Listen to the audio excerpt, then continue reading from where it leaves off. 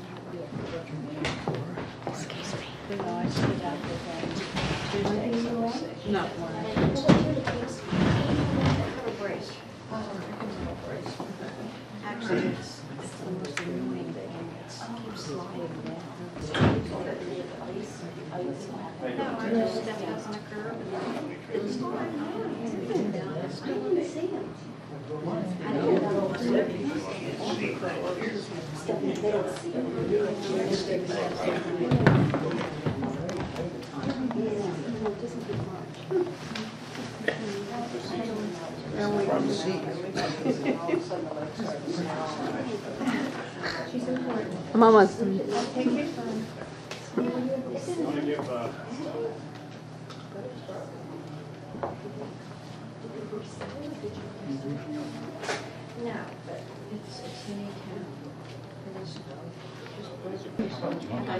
Say something like, don't take my picture again. No? Yeah. With the gallery talk for Tony Trezza, and he was excited about this and looking forward to it all week. And I don't know how many people were here on Friday night, but it was a great opening. It really was a fantastic opening. We had about 200 people here, if not more, and everybody really enjoyed the evening. So what we're doing tonight is Tony wants to give a little talk. He brought some of his tools along to give you an idea of how he crafts his pieces, and also he's going to do a little demonstration with on the board. So a few more things, and I'd like to just get into, if I might briefly, before everybody goes, if anybody leaves, is that we have invitations for our upcoming April 75th anniversary celebration, so please take one on your way out. Also, we have a book of Tony's works, as well as I wanted to make mention quickly of the flower show trip coming up in March 8th, and I might call on Terry to make a little addition to that. Okay. Yeah, we have an exhibit in the container division, correct? Yes. Yeah, container division, and that's exciting that the Art Center was able to get it, thanks to Darcy, I think, this year. And one of the things, there's so many buses going to the flower show, but I think ours is a little different. We got in on the, they call it a garden tea. We're going to go in a special room. Hi, Sharon. And we have that. Further ado, Tony Trezza. Thank you.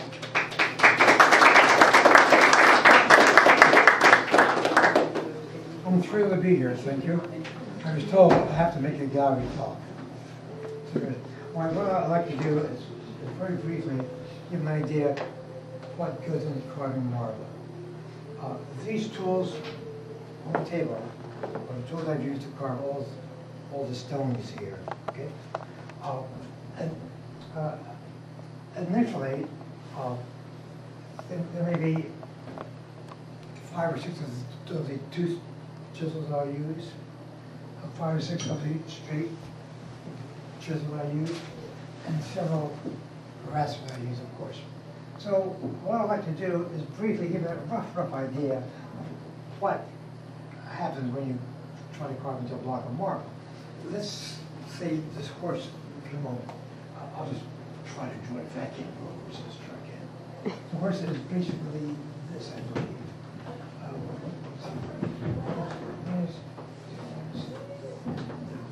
This.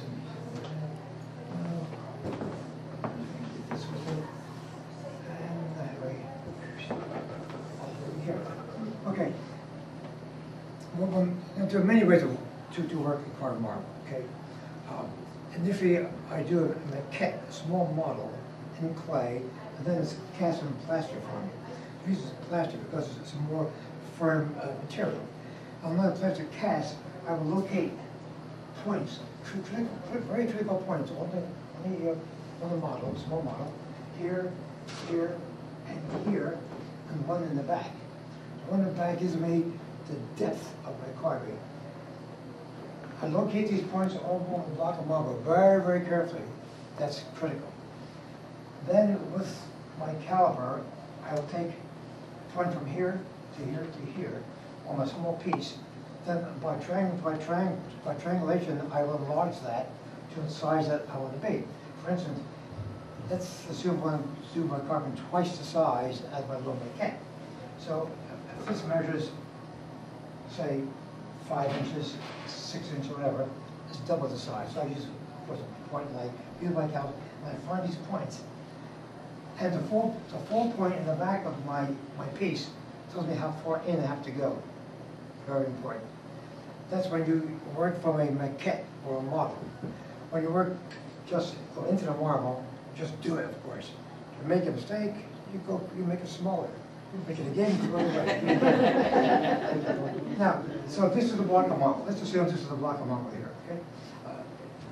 This doesn't count, forget that. My block of marble is over here, okay? And what I'm going to do now, I got to get rid of a lot of material. You know, so I'm going to take the Discus Grinder. Now, in Pizza Sancho, they use a larger grinder, a bigger wheel. But I'm afraid to use that, they cut my arm or whatever. So I use this small one, I can handle it pretty well. So this grinder, what I do is I cut away some of the bulk.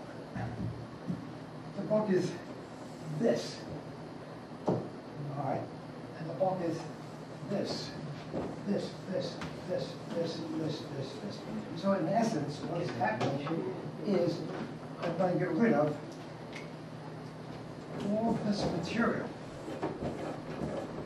which I don't need because I'm here, I'm about here, and paying very close attention. One important thing about carving marble is that you fit the easel. Oh, that you stay focused. If your mind wanders, you're going to get into trouble. Stay focused on what you are doing. So, at the moment, this is easy. I just get rid of this excess material. Once that's done, I use the grinder, as I mentioned before. Once that's done, then comes some labor. This chisel to the pointer and the mallet. And we hack away with this, and what we do is we get rid of, I begin to start to form my sculpture. I come in closer to it. I begin to now carve. I'm sculpting now. This is no labor. This is sculpting. Be very, very careful about this. And you get rid of this material here, see? And you do that. Come closer. Always being very much aware of not cutting too much out. So be careful. Okay? So I'm going to get rid of this and all this here. Okay. Now I've got myself a piece of marble that has the semblance of where I want to be. See? And it's this. Okay.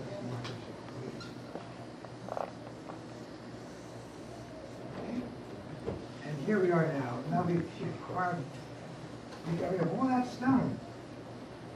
Generally, you carve away at least a third, almost a half of the material that you start with. Now I'm over here. I would then continue on a little bit more if I want to get a little bowl and make it in a little closer perhaps, you know. And if you know, Tony, you know what is happening here. You can do it. And you talk to yourself, of course. Get a little bit closer. Until you feel you've gotten as much as you want to get with a chisel and a hammer. Then I have an air hammer. There's a hose attached to this hammer, and it goes to a compressor, an air compressor. And then I use a tooth chisel. I use a wide tooth chisel, which is a chisel that has a tooth on it. That is wider, in essence, than the chisel that is a bit flatter. greasy. This tooth chisel will give it as a material quicker than the flat chisel. So then I use the chisel, it's about like, then I begin to carve. Very slow. This is where you can really begin to make things happen. This is the fun of it. You follow the form. So with this chisel, I'm using, I come in pretty close to where I want to have a finished sculpture. See, I'm in here now. And now we're really down to where it really counts. And simple. Okay? There we go. So now my carving has the chisel marks. Now, if I don't want to keep the chisel marks, I want to get rid of them. There's two ways I'm doing it. I use a flat chisel, which is this. The flat chisel does flat. There's no curve, so it doesn't cut the marble. And this flat chisel I use to remove all of the grooves that were made by the chisel. This chisel is really the chisel that finalizes your sculpting. Now to get the finish on it, as you see over here, over there, I go to stones. Some are rough. If it's, I think, to 5 degrees, I use 3 degrees. They're rough, the middle and the fine. And I get rid of, I start to form the piece, as you see here, whatever. And then I'll use these. And then if I have a part that I missed, I'll use the last two inside the table I can get some of the tool. Do anything you have to do to get the result. There's no rules, just do it. After I use these things, I've got the thing pretty well where I want it. Now I use my diamond sponges or sandpaper. I'll use both, back and forth. If I can't get in here with this, I'll use the paper. The diamond sponges come in 5 different grades. Rather rough, medium, and very fine. Now work these sponges, and I get the result as you see here. Just listen for a moment. Find a spot where this isn't too critical. To feel it, okay? And if you don't feel it, don't bother doing it. It's not, you're not a mechanic. I'm delighted to try to be one, but anyway, that's how it works. Simple as that. I think all in all of these were done pretty much this way. Okay? I go to picture Sandra, I'll rough out 2 pieces, ship them home, and finish them at home. So you take the Sandra, what I'll do is rough them out to about, maybe to about here, up to the rig, roughly. Now ship them home, then I finish them at home. And the 2 last pieces I did this past fall were the 3 graces over here, and the abstract travertine marble. Okay? And that's it. And I've got 2 blocks of marble at home waiting to be invaded. I have no idea what I'm going to do with it, but it'll happen. Okay? Questions and answers. Right now. How do you elevate the stone onto your table, onto your work? I have a crane that you use to lift edges out of cars, and a friend down the street. When you have the initial block of marble, do you make any sort of an outline in? I roughly draw what I did here. You do. Yes, I roughly draw this, although it's not gospel, you know. But just with a magic marker or another instrument? No, pencil. Pencil. Okay. Well, that's Marble doesn't fit with the marble. The old timers, they just use the points. And these men are incredible, man. They're some of the kids, you know.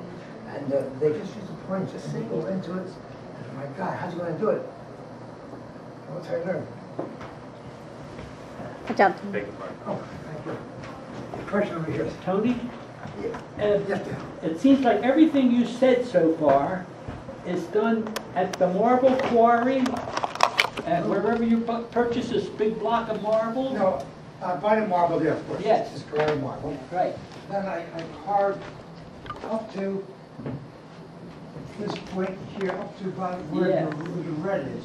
There, I leave this point here and this for me to finish at home. and you do that at the quarry, because then you said, then I ship it home. Yeah, I do it at the Marble Studio and get this entree. Yeah, that's right, Mr. Sutton, it is. Now, could I ask 2 questions? One more, that's it. You're out of here. I'm gonna roll it with 2 questions. And that's about, that first cut, Yes. is that piece, that upper right-hand corner, is that cut off or ground down? Well, if I had a large saw blade, which I wasn't afraid of, I could do it one slice. Yeah, If I can't do one slice, well, I'll do it. My blade card came down this much at a time. And then I hammer it out with the chisel. And I come down again. And again and again. It takes time. because I saw that big corners, I said, man, you can make another sculpture out of that corner. Not marble. No, Thank you. but you do anything you can to get rid of the material you don't need. Yeah. Like this, you don't want this. Right. And, you know, anything you can do with it to get rid of it. And, but I use a stick grinder, which is small, but I feel very comfortable using it. I will not use a large one. One thing about carving is know your limitations. Don't get a big blade, you'll get in trouble. So I'm doing fine here. Thank you. The question's there. When you're getting down to the end, you must screw up here or there. How do you recover from a mistake? You know, you get to the surface and you dug in too much. Do you alter the shape? You have to improvise, I would imagine. No, that's a very good question. I got a very pompous answer. I don't make mistakes. You know why? You dare not make a You know mistake. why? I'm very, very focused, I'm very cautious. But if I make an error, oh my God, it's going to be a problem. And I don't want any problems, you know, I've got enough problems to get this far. Yes, sometimes you're doing a free form, and you maybe do something blind, I don't quite like that. Of course you alter it naturally. But when you're working from a maquette or a model, you have to be, pay a lot of attention to it. It's fun, you just love it. And when you look down with it, I say, my God, I got something here. It's fun. Are these all the same material? The marbles here? They vary. The Okay. same quarry could yield different grades of marble. Well, some has a slight gloss to them, some have a matte finish. That's me. In other words, it's not in the stone, you chose to leave Yeah, it. for instance, the dreamer back there, you know, the Titian study, that I want to go one-on-one. And if you can get this one, use progressively finer sandpaper and so on to get a polish on it, like you have on the, Yes. this one here. Okay. I prefer not to go to a shiny thing. Yeah. No, I think, we're not doing a garden piece you buy at the Worley Gardens, you know. This is, I want to do sculpture. Okay? And this is, we're very careful not to go across that line, just stay there. If it isn't art, I'm not doing it. In other words, it's not a limitation on the stone. Sir? In other words, there's no limitation on the stone as to how polished you can get it. You can go to polish as high as that, the last one. Okay. All right. It's choice. It's choice. Who would you say are your greatest influences? I'm very, I study or I pay attention to the masters, Donatello, Cellini, Michelangelo, of course. And then I look towards some of the modern carvers and sculptors also. I think Henry Moore, very interesting. My instructor in Pietro Sandro did several Henry Moore things. They're like 10 feet tall and 12 feet wide. And Henry Moore sent me a little sketch, a drawing, this big. He said, Bruno, I want this 18 feet tall, whatever it is. And he carves from it, from a drawing. It's incredible. I didn't believe it. But these men, that's what they think dimensional. They do enlargements of the Pietà, the David full size, the three braces, all the classics. A lot of the sculptors will send them maquettes. Let's assume I was famous and I had a lot of things I wanted to do, and I had to produce maybe 10 pieces a year. I just do 2 a year. I would send them my little maquettes, hey, carve it, get it done. That's it. But then I couldn't be as productive if I do it all by myself, like I do here. Yeah, I'm not very productive. I only do 2 to 4 pieces a year. But if I in it, like for a living or whatever, then I have to give it to the artisans over there, and they do a beautiful job. And then I would do it, of course. I mean, if they are artisans, they're not artists. They don't create the ideas, but man, can they carve it. Questions? Do you work on one piece at a time? Pretty much, yeah. Although last summer when I did these 2 pieces here, I got this one going pretty good. And then my instructor was able to get me my marble for the second piece, so I was anxious to get on it, so I pushed out aside a little bit. And I ignored the 3 ladies, and I got to work on that. Now that one here was done from a small drawing this big. I had my maquette, and it broke when I shipped it, So I go outside, this guy said, email me, or fax me the drawing. So he had to look for that big, I don't know the idea of that. So he's faxed me that drawing. So well, you know what? If these guys could do it in Pietà Sandra, why can't I do it? You got 2 hands, I got 2 hands. So I did it. How long does it take like that? How long would it take you?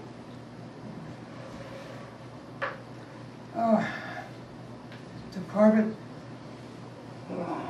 I'd say maybe if I took my time, say, if I worked, I would say 4 to 6 hours for let's say 4 hours a day. Maybe a month and a half. 2 months. Well, it depends. Now, before we worked from 8 to 5 every day, because I slave labor. So I'm able to rough out two pieces, You know, Tom?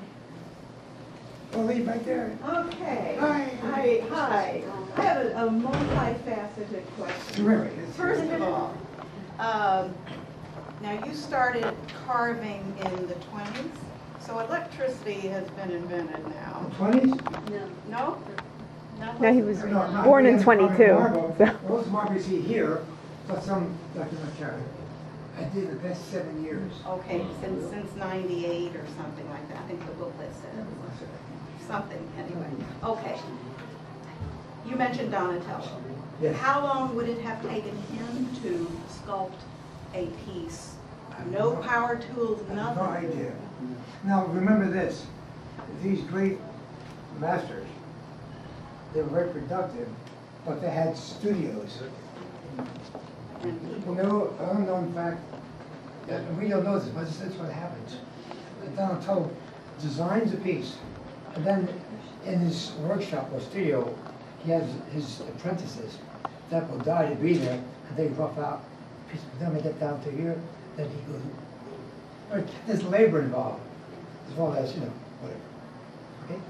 Did you ever try to do one without the power tools? Is that what, ma'am? Did you ever try to carve one without using the power tools? No, no point to it. No, I'm not going to do it. There's enough of labor involved as is.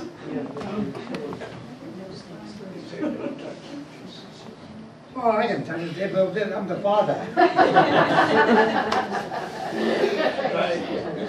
Now, when you talked about those points you have on your Yes. original drawing, then you double them if you're going to make it twice the size. Of course, you have calipers that you could set at those points, and they will they'll give you the double size Yes. to go on here. You use a caliper of that This type? was done from my cat. This was done free without my cat. That was done free. This was done from my cat. That was done free. It's very few. The lemon behind you, that was done free. Yeah. Any more questions, please? Billy, you have a question? In terms of cutting out from a maquette, do they use any of the sort of the technical methods over in Italy, you know, the going in and drilling from the model, different places, and then carving out the profile? They use a pentagram method Yes, when they're doing some work. I mean, there are many ways of working. Okay. I do it the easiest way I can get away with to get the result. Yeah. Now, when I go to Pietrasanta, Italy, you know, I look there, I'm overwhelmed. My God, you know, I come home, I'm like this. Then I go home, then I get over it. Is the marble pretty consistent? Over into a soft spot or a vein that you feel like it's going to be fragile? I run into surprises, yes. There's a travertine down in the lobby. I was carving into the travertine marble, and a little characteristics. There's a big hole, so I've got a design around it. So when I went into the marble, it can get much larger. Oh my God. So what I do is then move my whole image back into the material, another 2 inches of skin. And that's able to minimize that cavity. It's a piece that's in the lobby. Other pieces, travertine piece. The travertine, it's unpredictable at times. You know, sometimes you have little surprises. You couldn't just have something? That's cheating. It's cheating? I'm trying to do that. I'm going to do it if I can. Could you put these outside with it? I mean, is it okay for them? They make buildings on marble. No, my wife gives it credit every day. I mean, it will weather after a while, of course. You know. No,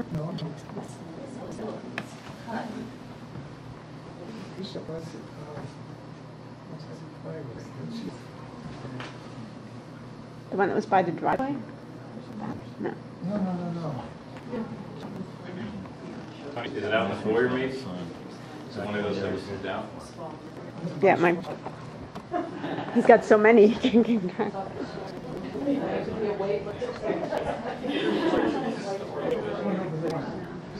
That was outdoors for about 3-4 years almost. So when I brought it here, I took my trusty sponges and I get a little shower. It's fun. Do it. I have a question about the bronzes. Oh, yes. You had them made from your own clay or wax No, models? with you. So that's a very good point. With those are bronzes. See, when you work with clay and do a bronze, you have a lot more flexibility because in this case here, I can stand this mess on the foot. Or vice versa. This I can never carve in marble. If I did, I'd have to do something to give it more support. And this would be kind of fragile, a little dangerous. That's why a lot of times you see it in some of the old most sculptors and pieces broken up arms or legs or whatever. Because the sculptor extended and people break them. So when you design for sculpture, design as a mess. And you don't design thing that's going to be fragile. This was not too fragile, but what I did here was I made sure I had enough mass to contain the material. But notice all these pieces are pretty much, now the David back there, that is one of our more fragile pieces. But what a beautiful piece of marble that is true. Like it's just like a piece of velvet. That would carve very, very beautifully.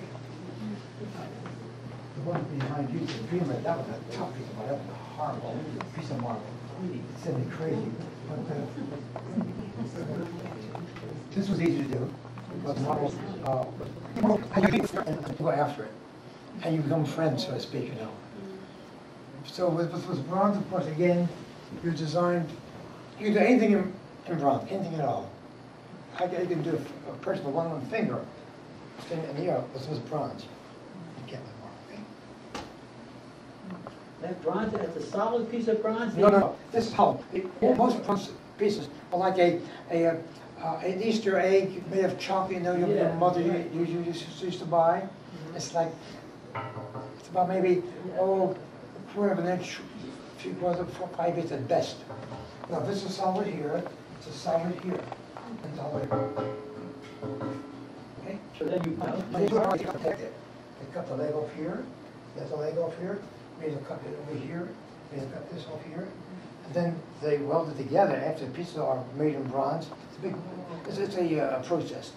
Now once they're welded, we go back and we recover the information from the weld. There's a lot involved in bronze. Because in bronze, when you do bronze, your clay is not the final part. The bronze is. When you do marble, this is your final piece. This is your final mirror. Okay? Ladies and gentlemen. Am I all done? Great, thank you very much. I appreciate it.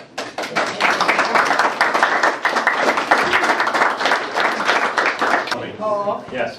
Paintings, actually, do you still paint, or are you exclusively sculpting? I don't paint as much as I used to because I'm so involved time-wise with all the stone over here. But in painting, again, you know, it's so important to study your masters, whether it be Renaissance or whether it be modern painters. And the thing is to understand and study, for instance, the study of Titian back there, we have to read Cat. The frontal shape on the Caravaggio in the bottom in the middle. It's such a challenge, but I learned so much from doing that. How Carrara was able to use that little lighting sensitivity of the cape around the angel there and the feathers. And then of course, two down the Monet. That is the Amsterdam, the Monet painting right there. Again, I'd like to study the Impressionists, the French School of Art, and the Old Masters of the Venetian School. And this is good, you have to learn like that. And how about the portrait? That's me. And were you following a style or an artist? No, I just did it. I look in the mirror on a hot July day. I want to go upstairs and get out of my sight. I've been to paint. So I painted the portrait. Little stays on in there, no? Little stays on? This one here? Yeah. No, it's not. It's all Trezza. That's my answer.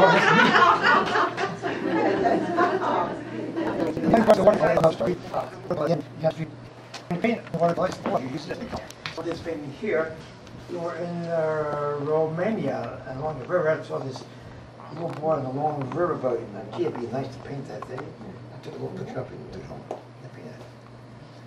My dad did that, of course. Tony? Hello. I'm gonna ask, is this all for sale? Yeah, I guess. I guess. So you want to maybe go along, but just give a little idea of everyone along the wall there? All right, the drawing of the eagle, back then the blackboard drawing, and the body, so I had to understand it. If you don't understand it, you'll never do it. So just model it. And that, do that wing was, no, sure, but no, you stay with it to get cut down. The watercolors, of course, the two Egyptian ones, one of the Egyptian and one of the Egyptian man on the camel, they were done, we were in Egypt at that particular time, and this man rides a donkey, and you pay him, and he poses for you, you take his picture. So I took his picture, I did a painting. And the guard on the camel there, those guards are there around the pyramids to help the tourists be harassed by others, you know, that sort of thing. And the Chinaman back there, he was done, we were in Shanghai, and we were walking out, sort of sitting there, and to the right of the friends, that was, no, I forget where it was. Anyway, I shot several pictures of those men in the boat that were fishing. It got early morning and the color was a little yellow. My God, I could just use yellow and a little bit over the brown and I get a painting. And the small one, of course, that's in Murano, Long Island off of Venice. The painting we have over there, that's France. And the one at the very end, got my painting that did that. And that was fun to do. It was great. I noticed that, like, this is Chester County farmhouse. Yes. And a covered bridge. Have you chosen any areas, that covered bridge? Which covered bridge is that? Near you or? Yes, it's a Knox covered bridge in Valley Forge. Pardon? Knox. Yeah. Knox covered bridge. Knox covered bridge, right. Because there's a Milton out Goshen Road. And of course, there's I don't know who did a painting of the blacksmith shop right on Goshen Road and Providence Road. What's the guy's name? He made a painting of that. So you do go around to some places in the area, see it, and say, hey, make a painting. My best painting I did, when I was at the academy, I did it under a tree while it was raining. So I had to get out of there fast. So I worked very quickly. And we worked quickly, you went put down the parts of what you were painting. And I took the painting and I took it back to my locker. I kind of feel there. Exhibit. What have I got here? So I pulled it up. Okay, sorry. Second prize. Pardon? Second prize. Second? Painting done in the rain. Maybe it took me like a half hour to do it. So you said at the academy, so probably a tree out on Broad Street or what? No. This was out. We used to drive out into the countryside. Oh, okay. In the rain and snow, down the docks and paint. Okay, guys? Good.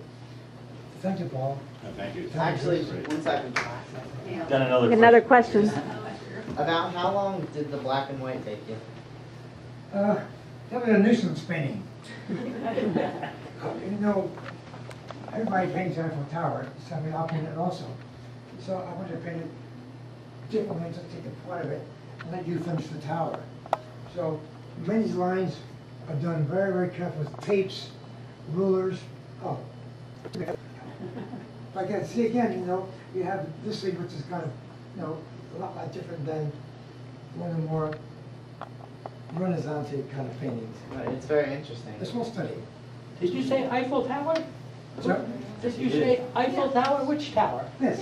Eiffel Tower? Yes. That's part of the Eiffel Tower? You go over there and look up and see all this junk. Good. Anything else? Any other questions for Tony? You install your paintings, you use a high course. You know, what I do is after the paint, after maybe about 6 months or so, I give my several coats of called liquid text. It's a material used to extend your paint also. I also use it to coat the painting. Well, I paint right out the tube. I never thin the paint out. I want the pure pigment. And then I just, once in a while, I'll extend it with the liquid text extender material. But basically, right out the tube. Okay, Jan? Should I go home now? No. Thank you, guys.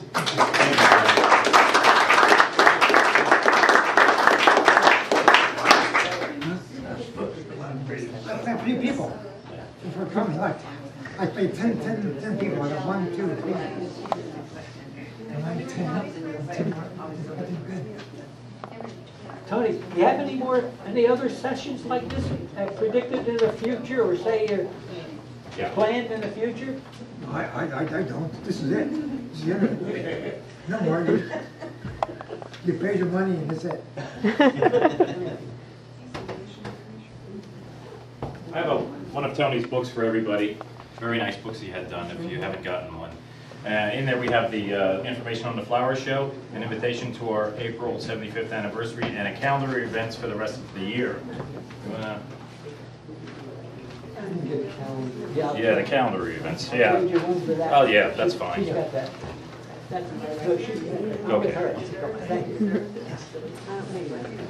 After having dinner, and we rounded him up, the two of us. We're out having dinner. Here Friday, I could say, well, where is he getting the marble? How does he start? Yeah, go look at the Now I have a good idea. You start from the beginning. I know, What do you do? but we don't know what the beginning is. What does that mean? Thing is, like, Oh, okay. Tony, Oh, I get it. at one Okay. point, well, how about if you make an error So and you were had it watching corrected? the Olympics I wanted to say, he said, you gotta do it carefully and watch it every step. You gotta do this and move right or you're gonna take too much off. You can't concentrate so deep. True. Yeah, so if you had to go or Pay attention to what, because you stay into it that focused. much. Then Yeah. You can't go, Yeah. Oh, Jason. I came to painting watching because so many commercials. We enjoyed it, Dan. It's a lot of fun. time is valuable, right? Well, it's a lot of fun once you see your accomplishment. I don't know, I couldn't have fun with that concentration. You know me, I'd go nuts. Yes. But at the end, The shadows would really. Yeah, this Like looks David, good. With that light back on, David. Oh, my David's flat now.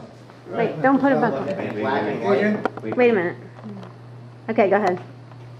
Now with the light on, Oh. the David, Yeah. this is perfect now. David Yeah. in black and white would be amazing. You could make an art out of a piece of art. That photo There you go. Crazy. Did you have all your questions answered, you think, pretty much?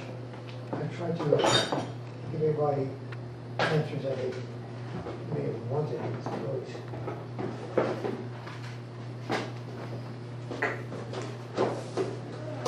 During the week, I was talking to one of the couples I saw. You here. dim the lights, Mommy? What, dear? Dim the lights. This? Is it that one? Yeah. Okay. I think that was one. She I don't know how to get painting anything. watercolors. She was saying how Okay. she attended the opening and that you provided inspiration for. If I could do it. I can't get the lines, like the shadow lines and everything. There's something about that that I just don't understand. Look. I can't draw it though. I can see it. I can see how I want to draw it in my head, but I can't. You can. I've attempted numerous times for years. It's just very difficult.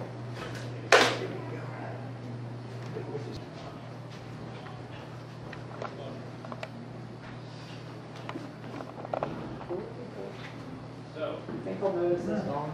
Yeah, Yeah, you tell me where you want it. Want it back in the. I got it. Out.